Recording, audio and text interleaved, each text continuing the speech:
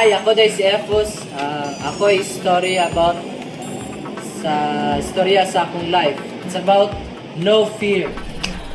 So, sa una, pa ko, high school pa ko. So, lain gid ka akong life. So, sa una, sa Indahag, dili pa man kay na-asenso ang Indahag, pero kuan kay ng Indahag kana. Wala kayo suga ang dalan, ya pagpadulong sa mas, gabi gid ka ngit-ngit niya. Every time nga mulabay ko diya, makita na ko pirmi ang kanang upat ka manggahan nga pinaka-old nga manggahan sa Indahag, which is gikahadlukan nila kung mulabay diya sa highway. So highway din upat din ka mangga nga naglinya pasulod sa mga. So every time nga mulabay ko diya sa una, mura ko kanang tawag ani talawan pa sa tanang talawan kay musirit gyud kog dagan mo taas akong adrenaline ba mura bag diyo kasabot. So then usay pod matulog ko sa mong balay nga bisag nakoy kauban nga ngit-ngit kayo. Number 1 na gid na basta ngit-ngit dili ko katulog kay dagan mo flash akong utok mga inana ba.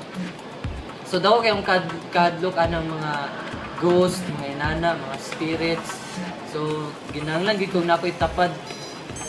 Then, to the point nga, na-meet na ako si Christ when I was 4th year high school.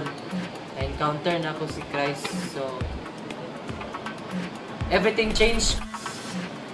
Usanap na ang akong gikadlokan nga kanang mga sa darkness, ginana.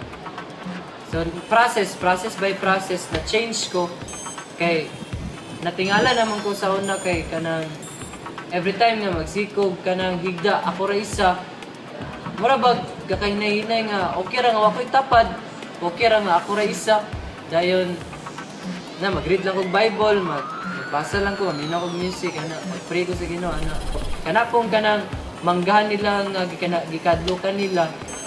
So muuli pod ko diya nga siguro wala pa nagtuig nga na-meet na ko si Christ, muuli ko diya mag-backfly. So mura kog wala magkanta-kanta pa kog mga praise song kay nakabalog ko ang Ginoo nasa akong kinabuhi sa